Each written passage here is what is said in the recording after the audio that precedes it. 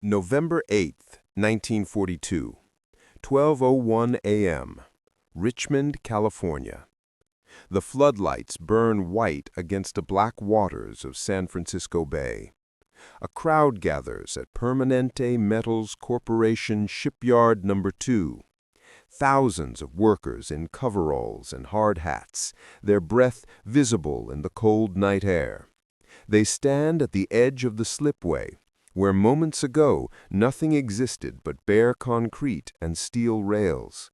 Now men move with practiced urgency. A 250-ton prefabricated section swings through the darkness, suspended from a crane that groans under the weight. The section descends. Metal meets metal with a hollow boom that echoes across the water. 17 banks of welding machines ignite simultaneously on each side, their blue-white arcs casting dancing shadows across upturned faces. This is the keel of SS Robert E. Peary. In 4 days, it will be a ship. The workers know what's at stake. Across the Atlantic, German U-boats are winning. In 1942 alone, they've sent nearly 3,000 Allied ships to the bottom, more than twice what America can build to replace them. Every cargo vessel that fails to launch is ammunition that never reaches the front, food that never feeds an army, medicine that never saves a life. But tonight, something different is happening at Richmond. Tonight, Henry J. Kaiser is proving that an impossible deadline isn't impossible at all. The welders move into position, the first sparks fly, and somewhere in the darkness beyond the floodlights, a clock starts counting. 2 years earlier, Henry Kaiser had never built a ship in his life. He was a construction man. Dams, highways, bridges. The kind of projects where you moved earth and poured concrete, not the delicate engineering of naval architecture. When he submitted his bid to the U.S. Maritime Commission in 1940, the established shipbuilders laughed. Todd Shipyards, Bethlehem Steel, Newport News. These were companies with generations of expertise, with blueprints and traditions stretching back a century. Kaiser toured the Ford River Rouge plant in Michigan. That visit changed everything. He'd watched automobile chassis move down assembly lines, each station adding components in perfect sequence. Frame, engine, body, wheels. A complete car rolling off every 49 seconds. The efficiency was hypnotic. And Kaiser, standing on that factory floor, asked himself a question that would reshape the war. Why not ships? The Maritime Commission was desperate enough to listen. Britain was bleeding. Churchill's cables grew more urgent each week. More ships, faster ships, any ships at all. The traditional yards promised 355 days from keel to delivery. Some took longer. Kaiser promised he could do it in 150. They gave him a contract for 30 vessels. He chose Richmond, California, an industrial backwater of 23,000 people on the eastern shore of San Francisco Bay. Empty land, no shipbuilding tradition, no skilled workforce, just space and access to deep water, and Kaiser's absolute certainty that expertise was overrated. The established yards waited for him to fail. Kaiser wasn't interested in how ships had always been built. He wanted to know how they could be built. Traditional shipbuilding was a craft. You laid a keel, then built upward, frame by frame, plate by plate. Riveters worked in pairs, one man inside the hull holding a bucking bar, another outside driving white-hot rivets through overlapping steel plates. It was skilled work, slow work. A single Liberty ship required 4.5 million rivets, each one hammered in by hand. Kaiser looked at those rivets and saw wasted time. He'd seen welding demonstrations before. Arc welders that could join steel plates with molten metal, creating seams as strong as the plates themselves. Welding was faster than riveting. It required less skill, and it only needed one worker per station, not two. The Maritime Commission engineers shook their heads. Welded ships were untested. Riveted construction had proven itself across a century of seafaring. Welds could fail catastrophically. Stress cracks propagating through hull plates, splitting ships apart in rough seas. Too dangerous, too experimental. Kaiser ignored them. He ordered welding equipment in bulk. Then he did something more radical. He stopped building ships at the waterfront entirely. The first prefabrication yards opened in late 1940. Enormous warehouses where workers assembled ship sections on the ground, double-bottom sections, hull plates, entire deck houses. Each piece was built to exact specifications, then transported by rail to the slipways. At the waterfront, cranes would lift these massive sections and weld them together like puzzle pieces. A Liberty ship had 7 major sections. Kaiser's teams could build all 7 simultaneously. Assembly line thinking applied to a 441-foot cargo vessel. Kaiser needed workers, thousands of them, and the traditional labor pool had already been drafted or hired away by established yards. So he hired everyone else. Women arrived first. By 1942, they made up a quarter of Kaiser's workforce. Welders, crane operators, electricians. Jobs that had been exclusively male for generations suddenly opened to anyone willing to learn. The propaganda posters would later call them Rosie the Riveter, but at Richmond they were welders, and they were fast. African Americans came next. Kaiser hired them for skilled positions, not just as laborers. In a nation still segregated, Richmond's shipyards became accidentally progressive, not from ideology, but from necessity. Kaiser needed hands and didn't care what color they were. The inexperienced followed. Farm workers, retail clerks, high school graduates, people who'd never seen a blueprint or held a torch. Kaiser's training took 10 days. 10 days to teach someone to weld a straight seam, read measurements, operate a crane. The experts said it was insane. You couldn't build ships with amateurs. But Kaiser understood something the experts didn't. Prefabrication and welding had simplified the work. You didn't need master craftsmen if each worker performed one specific, repeatable task. The welder on Station 17 didn't need to understand naval architecture. She needed to join 2 plates at a specific angle, inspect the seam, move to the next joint. Richmond's population exploded, from 23,000 to nearly 100,000 in 2 years. Housing couldn't keep pace. Workers lived in trailers, converted garages, temporary barracks thrown up overnight. The city became a boom town, chaotic and desperate, and churning out ships at a pace that defied belief. By mid-1942, Kaiser operated 7 shipyards, 4 in Richmond, 3 in the Pacific Northwest, Portland, Oregon, and Vancouver, Washington. The production numbers started climbing. The U-boats were winning by subtraction. German submarine commanders understood the equation perfectly. Sink ships faster than America could build them, and the Atlantic supply line would strangle. Cut Britain off from fuel, food, and ammunition, and the island would surrender without an invasion. In 1942, they were succeeding. Allied losses averaged 8 ships per day.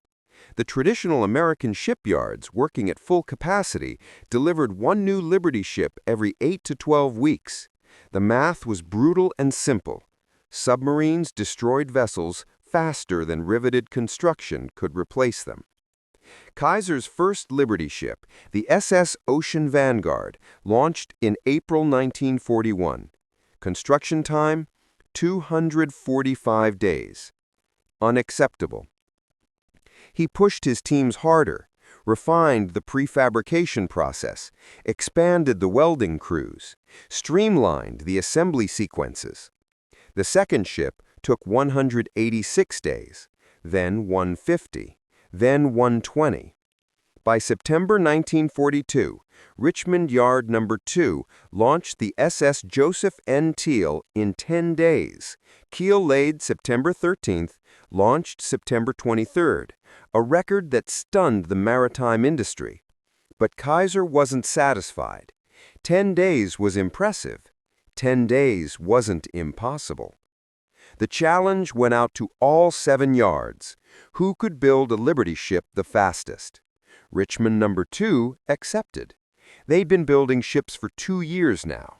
The workers knew every station, every sequence. The prefabrication teams had refined their processes until the massive hull sections fit together with millimeter precision. The welding crews moved like surgical teams, fast, coordinated, utterly focused. They picked their ship, hull number 440. It would be named SS Robert E. Peary, after the Arctic explorer. They picked their date, November 8th, midnight launch, and they promised something that sounded like propaganda: keel to launch in 4 days. November 8th, 12:01 a.m. The keel section touches down. The clock starts. 17 banks of welding machines on each side, 34 simultaneous welds sealing the keel to the supporting structure. Sparks cascade like waterfalls. The workers don't pause. They've rehearsed this ballet of steel and fire until every movement is automatic.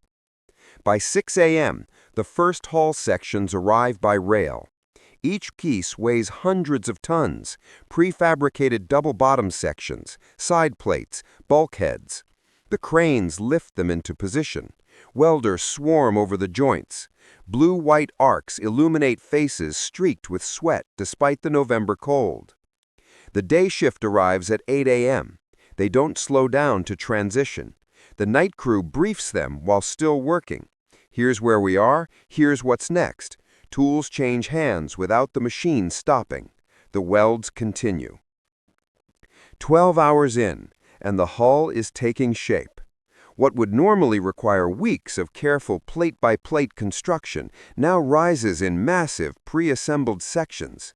The entire midship section, 40 feet of complete hull, swings through the air and locks into place. Welders scramble up scaffolding before the crane has fully released its load. The crowd grows. Word spreads through Richmond that Yard No. 2 is attempting the impossible.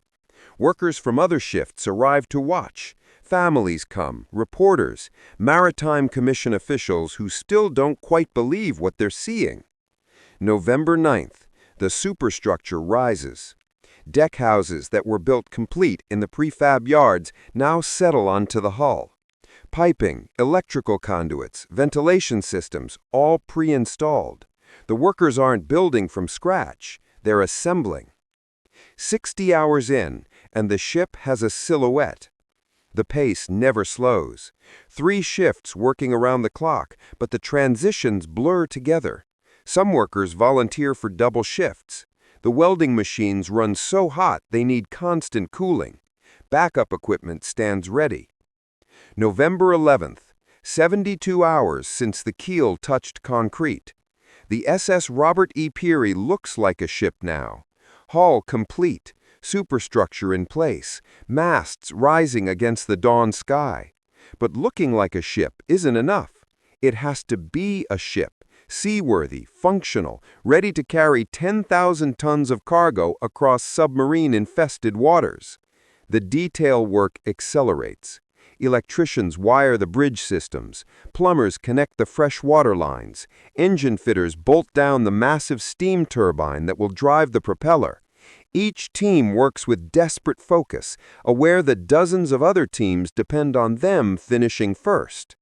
The inspectors move through the vessel with clipboards and measuring tools.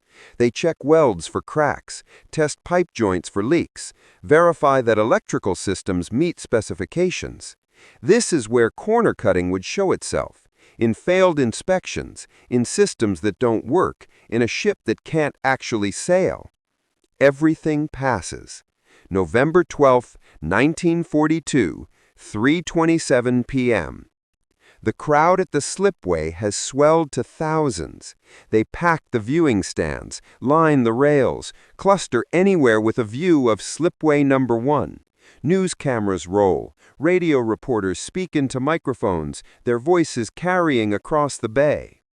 4 days, 15 hours, and 29 minutes since the keer was laid. The final welds cool. Workers scramble down from the scaffolding. The support structures release, and with a groan of stressed metal and the splash of champagne against the bow, SS Robert E. Peary slides backward into San Francisco Bay. The crowd erupts, cheering so loud it drowns out the factory horns. Workers embrace, their faces streaked with 4 days of accumulated grime and exhaustion. Some cry, others just stand and stare at what they have accomplished. A Liberty ship, built in less time than it takes most people to work a single week. But Kaiser's teams aren't finished yet. Launching a ship is one milestone. Delivering a ship is another. SS Robert E. Peary sits at the fitting-out dock now, still incomplete. The hull floats, the structure stands, but a Liberty ship requires more than steel and welds. It needs cargo booms, lifeboats, navigation equipment, galley facilities, crew quarters. It needs to pass sea trials, hours of testing every system under actual sailing conditions. The traditional timeline for outfitting and trials, 3 to 4 weeks minimum. Kaiser's teams give themselves 3 more days. The work continues. Contractors install the final equipment while shipyard workers complete the remaining welds. The deck machinery goes in, winches and booms for loading cargo. The radio systems, the defensive armament, a stern-mounted gun and anti-aircraft positions. Liberty ships sail into war zones. They need to shoot back. November 15th. The sea trials begin. SS Robert E. Peary motors out through the Golden Gate, her engines turning for the first time under load. Engineers monitor every gauge, every bearing, listening for the sounds that indicate problems. The steering responds. The engine maintains pressure. The systems function. She returns to dock that evening. November 16th, 1942, 2:33 p.m. 7 days, 14 hours, and 32 minutes after her keel was laid, SS Robert E. Peary is officially delivered to the U.S. Maritime Commission. Not just launched, complete, certified, ready for service. The record will never be broken. Not during the war, not after. But the speed record isn't the real story. The real story is what happens next, when Kaiser's 7 shipyards take everything learned from the Peary and apply it to industrial-scale production. The numbers start climbing in ways that seem impossible. By 1943, Kaiser's shipyards operate like precision machines. The average construction time drops from 355 days in 1941 to 41 days. 41 days from keel to delivery, a standard, repeatable process across all 7 yards. Not record-breaking stunts, but sustainable industrial output. The man-hours tell the real story. In 1941, building a Liberty ship required 1.4 million man-hours of labor. By 1943, Kaiser's refined prefabrication and welding techniques cut that to under 500,000 man-hours. The same ship built in a third of the time with a third of the labor. The mathematics shift. Where U-boats once sank ships faster than America could build them, now the equation reverses. Kaiser's yards alone produce ships faster than submarines can sink them. The 7 facilities operate continuously. Richmond Yards number 1, 2, 3, and 4, Oregon Shipbuilding Corporation in Portland, Kaiser Vancouver in Washington. Each yard launches multiple vessels per week. The slipways never sit empty. As soon as one keel slides into the water, another takes its place.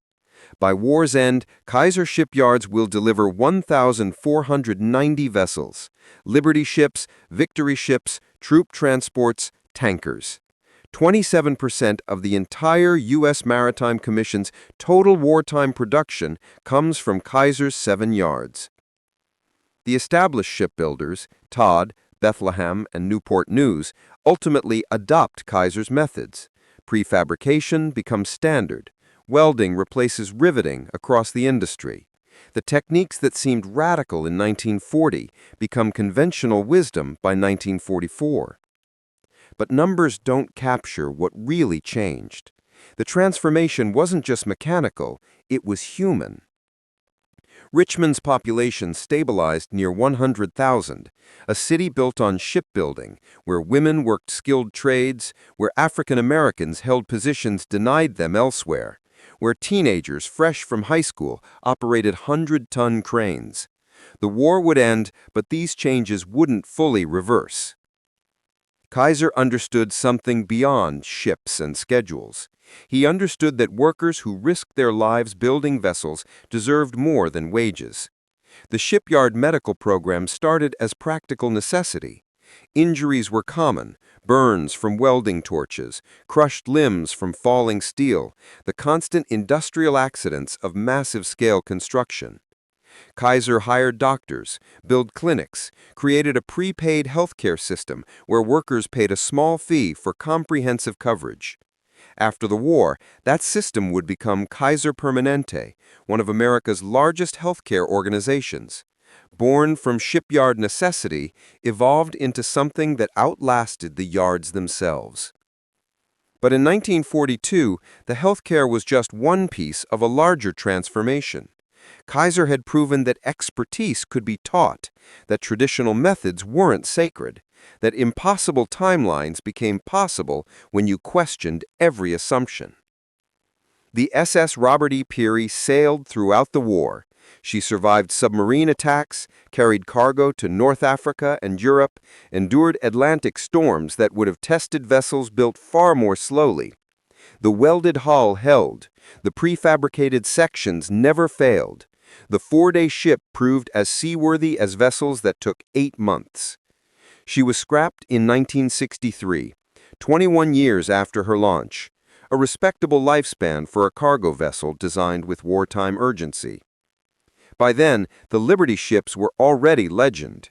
Historians called them the ships that won the war, not because of their individual capabilities, but because of their sheer numbers. 2,710 Liberty ships built across 18 American shipyards, enough tonnage to replace every vessel sunk by U-boats and still expand the Allied merchant fleet.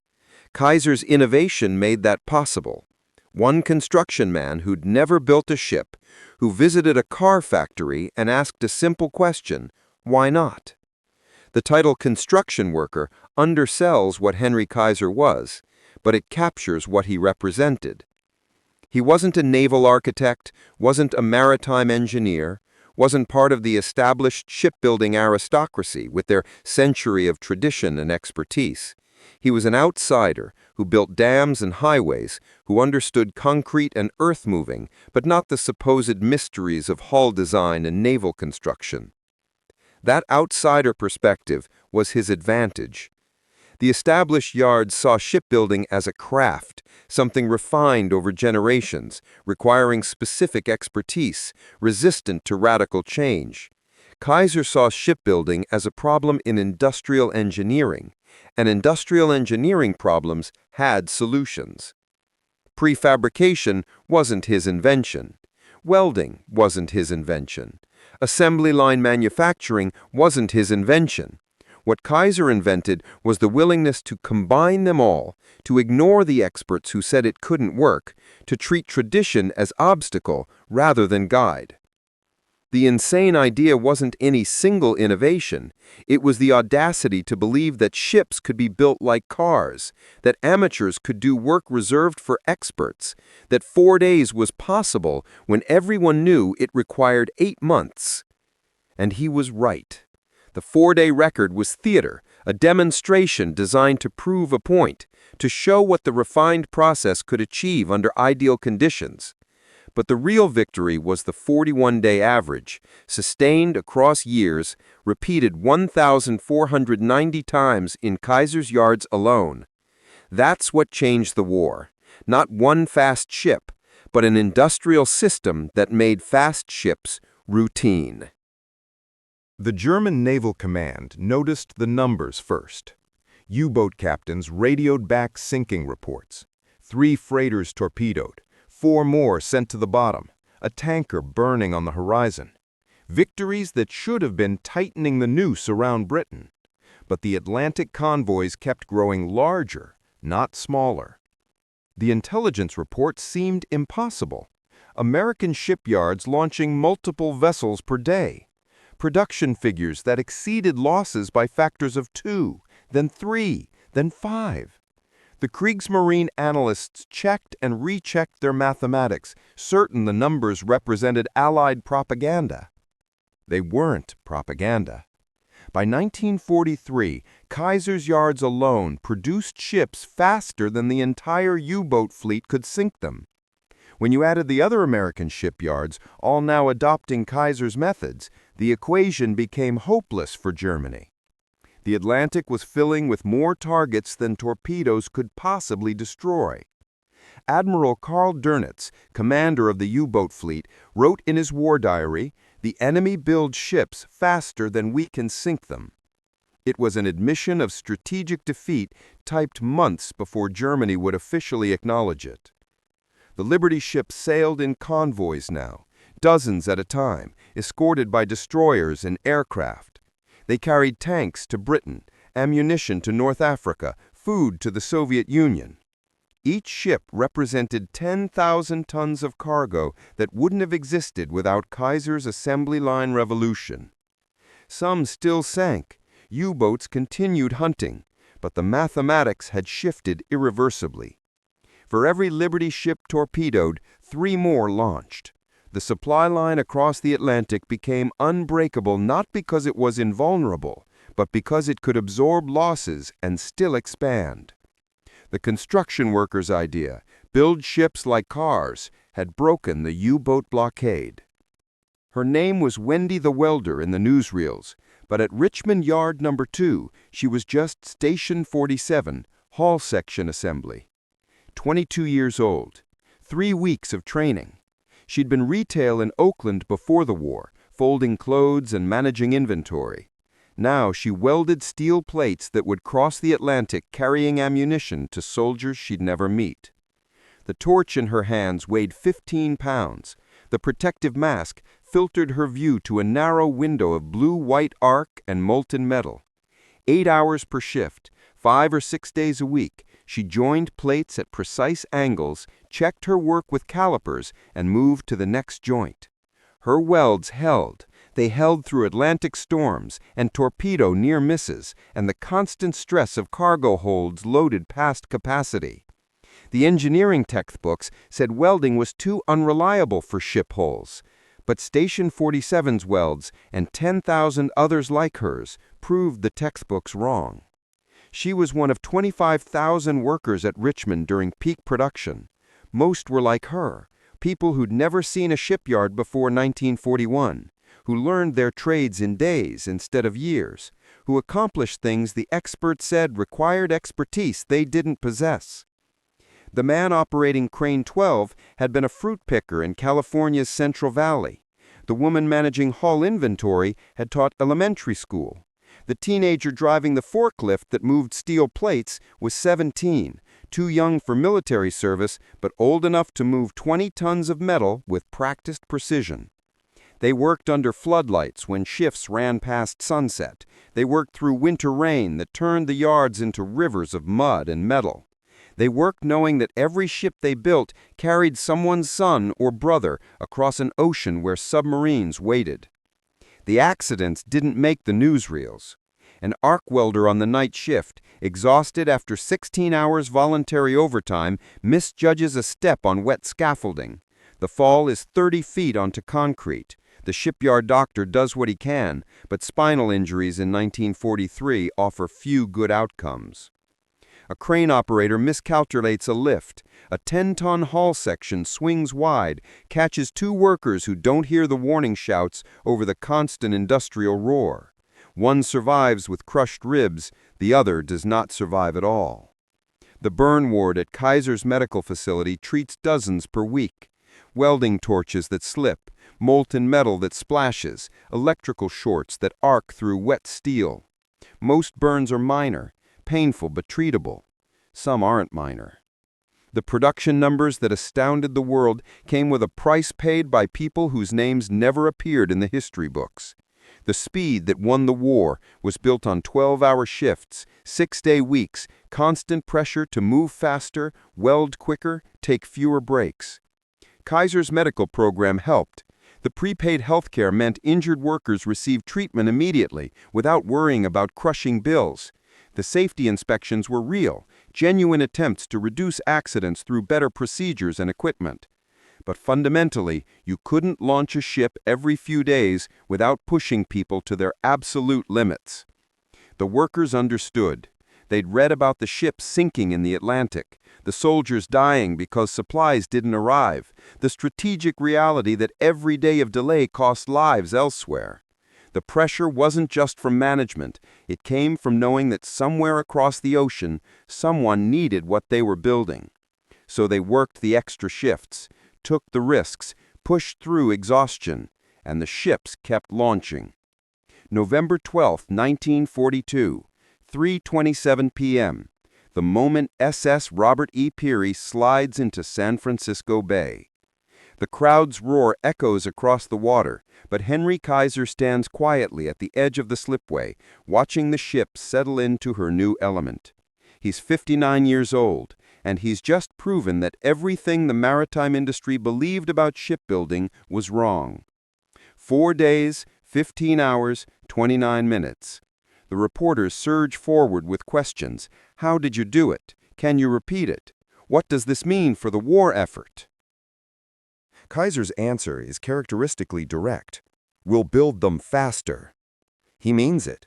The Peary isn't a one-time stunt. It's proof of concept. Every technique used in those 4 days can be applied to routine production. The prefabrication process refined.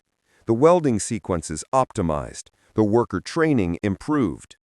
Within months, the average construction time at Kaiser's yards drops to 6 weeks, then 5. Then the 41-day standard that becomes routine across all 7 facilities. But standing there on November 12th, watching the Peary float, Kaiser understands something the reporters don't yet grasp. The ship itself isn't the victory. The victory is the system that built it, a system that can be replicated, scaled, sustained across years of continuous production. The U-boat campaign is effectively over, though the submarines will keep hunting for 2 more years. Germany lost the Battle of the Atlantic on this slipway in Richmond, California, defeated by prefabrication and welding and workers who learned their trades in 10 days. An insane idea that worked. A construction worker who looked at an impossible problem and refused to accept that it was impossible. The war ends in 1945. The shipyards wind down. Richmond's population begins its slow decline as workers return to hometowns or seek new opportunities. The slipways that launched ships every few days fall silent. But the Liberty ships keep sailing. They carry reconstruction materials to devastated Europe, food to nations rebuilding from rubble, immigrants seeking new lives across oceans, now safe from submarines. The vessels built in days for wartime urgency prove durable enough for decades of peacetime service. SS Robert E. Peary sails commercial routes until 1963, 21 years of service from a ship built in 4 days. She outlasts many traditionally constructed vessels, her welded hull never failing, her prefabricated sections holding strong through 2 decades of storms and cargo loads. The workers scatter. Station 47 returns to civilian life, her welding torch traded for whatever comes next. The crane operators, the fitters, the inspectors, they carry with them the knowledge that they accomplished something impossible. They built 1,490 ships when the world needed them most. Kaiser moves on to other projects: construction, aluminum, healthcare. The prepaid medical system born in the shipyards rose into Kaiser Permanente, serving millions. But he never forgets Richmond, never stops talking about what happened there during those frantic war years. The yards themselves mostly disappear. Richmond Yard Number 2, where the Peary was built, becomes part of the Rosie the Riveter and World War II Homefront National Historical Park, a memorial to the workers who proved that ordinary people could achieve extraordinary things. The last Liberty ship in active service, SS Jeremiah O'Brien, is now a museum ship docked in San Francisco. You can walk her decks, touch her welded seams, stand where crews once stood preparing to cross the submarine-infested Atlantic. And if you know the story, you can see beyond the steel and rivets to what really happened here. You can see the moment when one construction worker looked at an impossible deadline and asked, "Why not?" You can see the workers who believed him, women and minorities and amateurs who weren't supposed to be capable of skilled shipbuilding but built the ships anyway. 4 days in November 1942, when everything the experts knew turned out to be wrong. The Liberty ships didn't just win the war.